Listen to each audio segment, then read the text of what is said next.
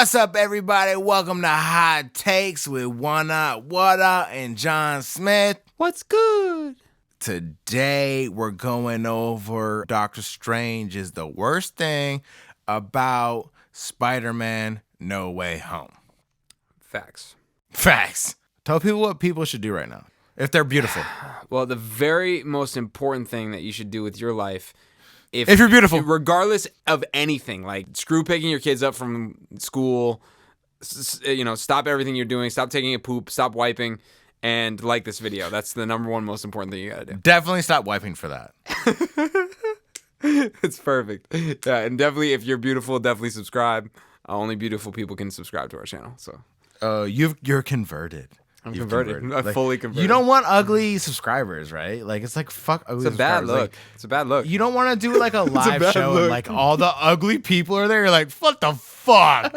We should have planned for this. We just gotta go for pretty people. Like, we can't have the ugly ones in this bitch. Yo, so talk about this trailer, which we watched and did a theories analysis. And by the way, my theory with Green Goblin was accurate with the fabric. He wore fabric, and that was a good move. But watching this trailer, Doctor Strange's face value was very enticing, but it was a letdown. Yeah, we actually broke it down in that video for sure. We said that the only way this is going to be good is if they give us a solid reason why Doctor Strange is doing such reckless things. Now, Doctor Strange has always been a little reckless, so don't get me wrong.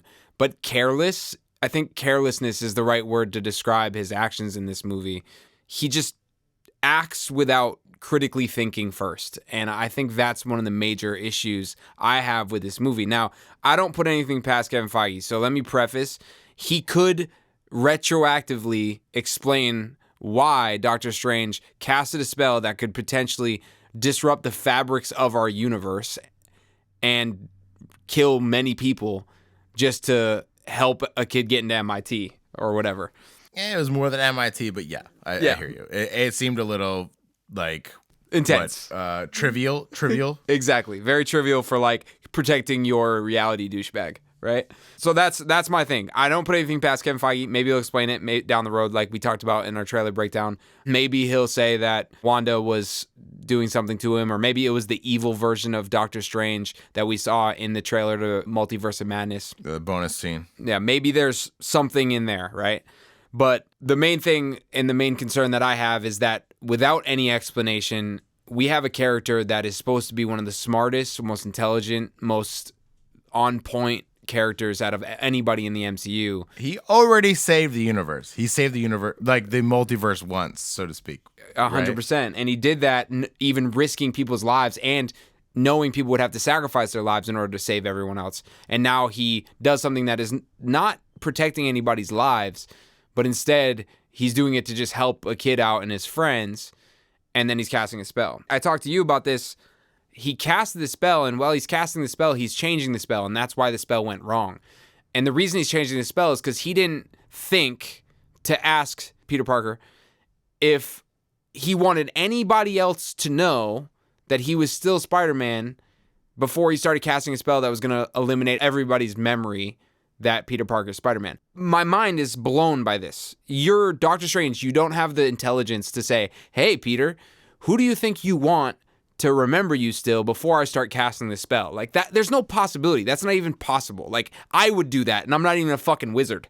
You know what I mean? I'm a wizard, and I would definitely do that. But it's like, because Doctor Strange is in the film, it leads to, in this film, summoning all the Spider-Mans and all the villains. And that happens from Ned, the little turd nugget Spider-Man friend, is making portals with the ring that Spider-Man jacked from Doctor Strange and doesn't have any training, but he still makes portals. Doctor Strange is way more intricate. Maybe he was slightly more closed-minded because he was a doctor. I don't fucking know. But just like the whole idea of Ned opening portals just doesn't make any fucking sense. Cutting corners a little bit, especially considering we know how long it took someone like Doctor Strange to figure out how to make his sling ring work. He had to get thrown on top of Everest in order to figure it out, right? Yeah, and Ned's over there just like bullshitting. Yeah. And he's like making portals and bringing Andrew Garfield and fucking Tobey Maguire in this bitch. And granted, in the defense of that, I don't think Ned opening those portals portals to bring those Spider-Mans in was a huge deal. They could have introduced it another way. They were just having fun with it in my perspective. I don't think it was like him having those portals really made a huge major factor in the change of the movie. And I don't think either of us said this so far. The movie was fantastic. And I loved it. I enjoyed every second. I cried like 6 different times. I enjoyed the movie so much. So we're nitpicking here, but at the same time, if you take this and you don't put all of these different characters in this movie, you don't make it so nostalgic, you don't bring Andrew Garfield in, you don't bring Tobey Maguire in, you don't bring all these villains in, you don't have all those pieces, but Doctor Strange still makes this decision to cast the spell, I think it ruins the movie. But the fact that they did all this cool nostalgic stuff and they made it so exciting to see and all the excitement and all the things that you wanted to see, it masks the fact that there was this really stupid decision by someone who's supposed to be very smart. It's kind of that balancing act I'm playing now. Yeah, no, and I don't disagree. I think that's accurate. And there was like a lot of plot holes to me where like Spider-Man binds Doctor Strange in his mirrored universe with webs, which I looked this shit up, by the way, and how long Spider-Man's webs last. Them shits only last like an hour or so. And I know Doctor Strange doesn't have his fucking ring, but I just thought it was really peculiar that he was webbed up by Spider-Man and then didn't come back until Ned made a portal and accidentally brought Doctor Strange back. Right. It just was kind of corny to me. Even that whole idea that, yeah, I get the whole geometry math thing and the fact that he could figure out how the mirror dimension works because he's good at geometry, whatever the case is. I get that, and that's cool. It's a cool little like take on the fact that Peter Parker's really smart. It was fun. Like, cool, whatever. But Doctor Strange is way too powerful to get caught up in there. Like, let's be real. The fact that that even was able to happen and Spider-Man was even able to get him into that scenario, I just don't find it very realistic in my perspective. And then also, like you said, with Ned being able to make these sling ring circles, what happens if they don't bring Doctor Strange back at the end by accident? What, the spell just comes loose and everyone dies? It's a really convenient way to get him back exactly when they wanted him to. Super cheap. And on the note of not being believable with Spider-Man being able to occupy Doctor Strange, I think later in Spider-Man's career, it would make sense, but he's a young Spider-Man. That aside, you talk about Doctor Strange coming back and like if he doesn't come back, what it does for the film. Doctor Strange, they make it so much the centerpiece of the film. Is this a Spider-Man film or a Doctor Strange film? He's the one that creates the cells and gives the mission to Spider-Man, and he's the one that makes Spider-Man have this inner conflict. And I've never even seen Doctor Strange in the cartoon. And so if you're going to implement him in the story, and then he's going to be such an impactful force, I don't know. I just don't make it cheap.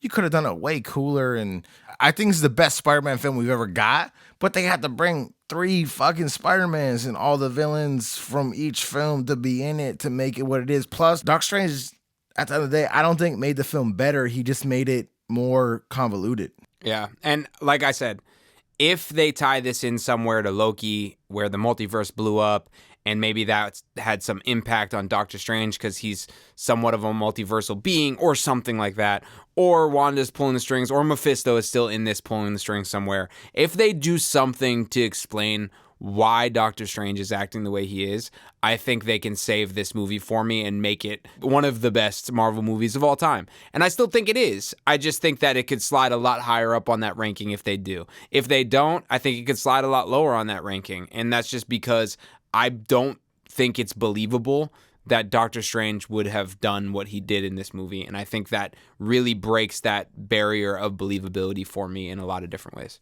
One thing I have a problem with the MCU is they rely so much on other films to build up other films. The standalone film aspect is fleeting in a lot of cases, and they just kind of lead people on, which I get kind of distraught about. What the fuck did Spider-Man curing the villains actually do, right? That he cured them and then they go back to the universe anyways? I didn't see any reason why there would be an exception for these villains to not go back to the universe and be dead again just because these motherfuckers injected them with some sort of serum.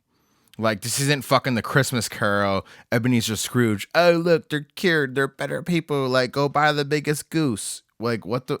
or maybe it leads other films to be better. Maybe his film, The Multiverse of Madness, and other films going on next year are going to be cooler because of this film. But I think they still missed the mark. They should have had Doc Ock stay back and somehow been in the bonus scene, and he kind of creates the Sinister Six. I don't know. That's all I got. Let us know what you think. I want to hear your opinion on what we think. I know we're probably going to get a lot of slander for this. I know there's a lot of people that love this movie. I love this movie, to be honest. I know One Up, What Up doesn't love the movie, but let us know your opinion. Do you think there was any issues with the movie? Do you think there was any plot holes, anything that could have been better? Do you think they will explain Doctor Strange later on? Put it in the comments. We want to hear your opinion. Make sure you like this video if you haven't already, and don't forget to subscribe, especially if you're beautiful. If you're ugly, get the fuck out of here. Don't ever listen to us ever fucking again. But I like this movie. I didn't love it. It was cool. It's still, like I said, the best Spider-Man film we've ever been presented to us, and that's great. And I think everybody did a solid-ass job. Thank everybody for listening to the episode. Everybody have a happy new year. Fucking keep it real, motherfuckers. I appreciate you. We'll check you next episode. Deuces. Peace.